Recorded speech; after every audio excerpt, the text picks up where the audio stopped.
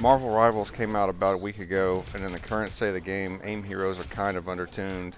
If you're looking to win games as a mouse aimer, you're going to need to get your accuracy up to its maximum. In this video, I'm going to show you how to get your aim dialed in.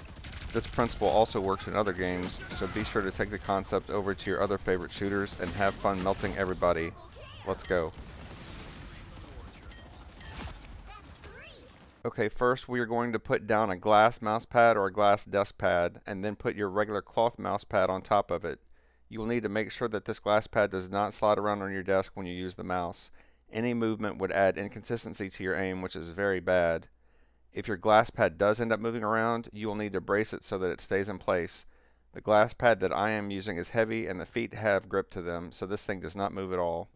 Now that the glass pad is secure, we need to figure out what your personal best close range sensitivity setting is. We're going to go into conquest mode for this because it's really easy to get a ton of close engagements in this mode with little downtime. You will want to start with a low sensitivity, begin testing, and slowly start setting it higher. We are looking to find the sensitivity value that produces the highest accuracy while still allowing you to move your character around freely and is also pretty comfortable to use. You shouldn't be looking to copy the exact numbers that I'm using in this video. The sensitivity number that is best for you will be different depending on the situation. If I were using a different mouse or a different mouse pad, or if my desk height were drastically changed, I would end up with a different best close range sensitivity. Even if you find a value that is pretty good or even really good, you need to keep trying others until you find the one that is the absolute best possible. Once you are confident that you have found the best sensitivity, test it for a few games and be sure that a slightly lower or slightly higher value doesn't actually produce better results. Once you are certain that you have the best close range sensitivity value, write it down somewhere as best close range value. We will come back to this later.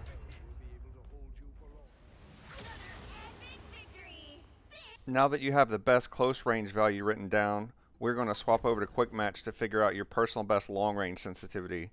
Quick Match is definitely the best mode for finding consistent long range engagements.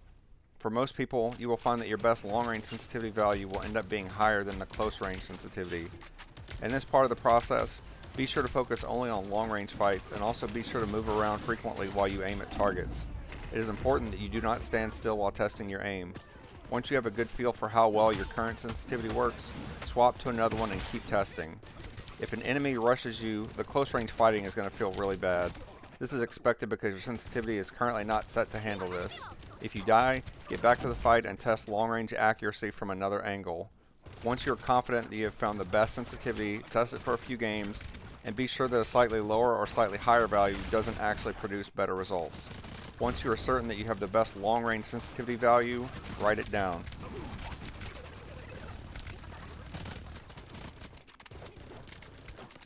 Now that you have both the optimal close and long range values, we need to figure out what the average of these two values is. If you aren't sure how to do that, you can just go to Google and type in what is the average of, and then type the two numbers. In my case, the average of my two values is 1.495. Since Marvel Rivals only allows sensitivity values with two decimal places, we will round down and use 1.49. Once I've entered this in as the sensitivity, it's time to add paper under the glass pad to slightly adjust the height angle. We're going to stack paper and place it sideways under the edge of the glass pad. To decide where the paper needs to go, first look at the sensitivity values that you wrote down in the previous steps. If your close range sensitivity was less than your long range sensitivity, the paper needs to go on the side of the glass pad that is closest to you. If the opposite is true and your close range sensitivity was more than your long range sensitivity, the paper will need to go under the top edge of the glass pad, which is the side farthest from you. To start, be sure to use enough paper that the glass pad is slightly raised by the paper. 15 or 20 sheets would probably be a good starting point.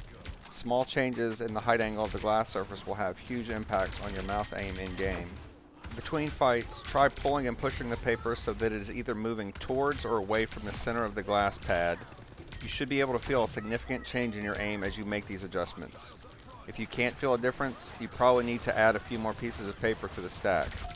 Though I started with 20 sheets of paper in my testing, 38 ended up being really good for me.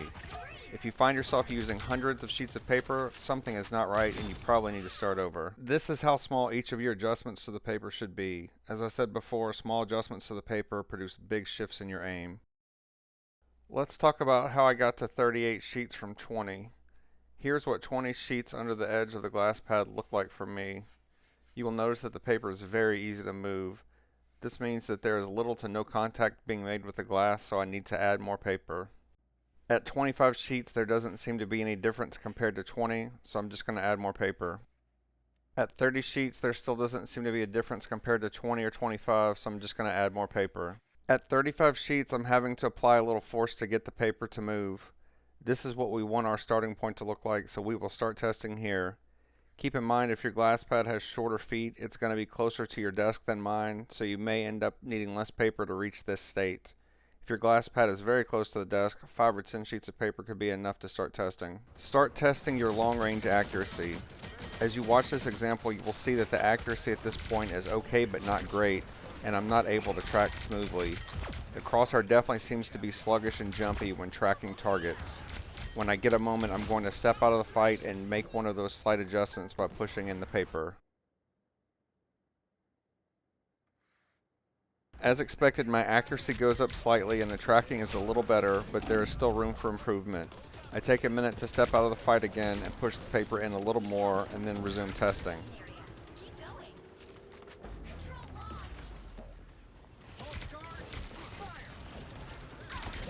After pushing in the paper a few times, there's going to be a point where there isn't much paper left hanging outside of the glass to make adjustments to.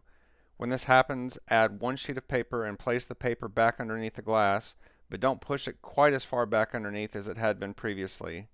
Resume testing and making slight adjustments between fights. In my example, this is how I ended up going from 35 sheets of paper to 38. In this last phase of the process, as you are making adjustments to the paper, only focus on long-range engagements.